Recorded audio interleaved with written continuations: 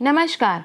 आज की world geography की क्लास में हम लोग देखने वाले हैं बेनेलक्स देश को डिटेल में। ठीक है, तो चलिए हम वीडियो के स्टार्ट करते हैं। देखिए, हम जो है यूरोप महाद्वीप को पढ़ रहे हैं। ठीक है, और ये जो बेनेलक्स देश है ये किसमें पड़ता है? ये आपका यूरोप महाद्वीप में ही पड़ता है। ये पश्चिम जो है उत्तर पश्चिम यूरोप में ये देश पड़ेंगे। इसके अंदर कौन कौन से देश आते हैं उसे भी हम पूरा आज डिटेल में देखेंगे। तो जो बेनेलक्स देश है, ठीक है, इसके अंतर्गत आते हैं नीदरलैंड, बेल्जियम और लग्जमबर्ग। ठीक है, और ये कहाँ पर आते हैं? आपका जो यूरोप महाद्वीप के उत्तर पश्चिमी यूरोप में ये पड़ते हैं। ठीक है, आप देखेंगे कि उत्तर पश्चिमी यूरोप में एक तटीय निचला क्षेत्र है। क्या है? एक तटीय निचला क्षेत्र है जिस पर आज 3 आधुनिक बेनेलक्स देश हैं। ठीक है, इसलिए इन देशों को निम्न भूमि के देश भी कहते हैं। क्या कहते हैं? निम्न भूमि के देश भी कहते हैं। अब ये निचला क्षेत्र क्यों है?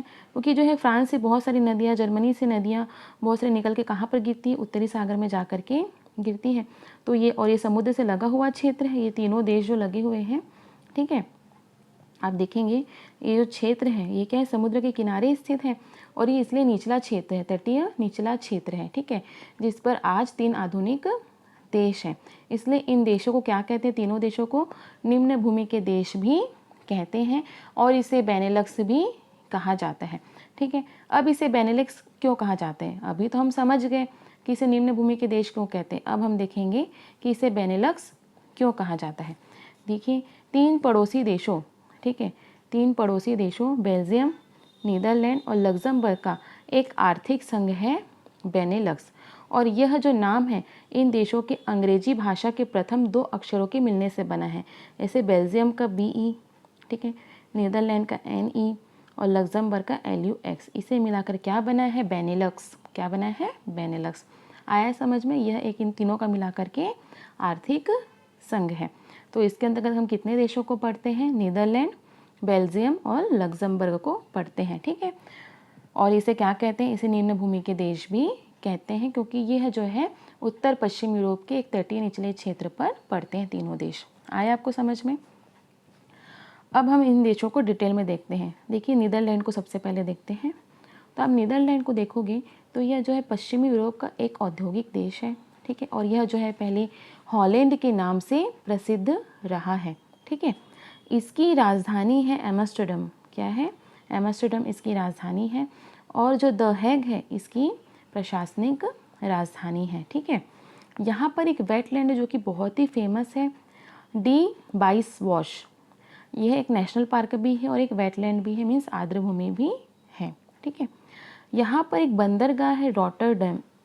क्या है? रॉटरडैम एक बंदरगाह है जो आपको याद रखना है क्योंकि यह जो बंदरगाह है वो जर्मनी और नीदरलैंड का संयुक्त बंदरगाह है जिसे यूरोपोर्ट के नाम से भी जाना जाता है। किसके नाम से जाना जाता है? यूरोपोर्ट के नाम से भी जाना जाता है। आया समझ में? उसके बाद हम बेल्जियम चलते हैं। तो बेल्जियम में आपको याद रखना है कि इसकी राजधानी है ब्रुसेल्स। ठीक है, इसके उत्तर में क्या है? इसके उत्तर में नीदरलैंड है, दक्षिण में आपको फ्रांस दिखाई दे रहा होगा, दक्षिण पूर्व में क्या दिखाई दे रहा है? दक्षिण पूर्व में लग्जमबर्ग दिखाई दे रहा है, इसके पूर्व में जर्मनी है। ठीक है, पश्चिम में क्या है? फ्रांस है और उत्तरी सागर है बेल्जियम के। आया आपको समझ में? ठीक है, यहाँ पर भी एक बंदरगाह है जिसका नाम है एंटवर्प बंदरगाह, जो कि विश्व का सबसे बड़ा हीरा व्यापार केंद्र है। क्या है? विश्व का सबसे बड़ा हीरा व्यापार केंद्र है। ठीक है, उसके बाद लग्जमबर्ग चलते हैं, इसमें कुछ खास नहीं है। लग्जमबर्ग का कैपिटल लग्जमबर्ग सिटी।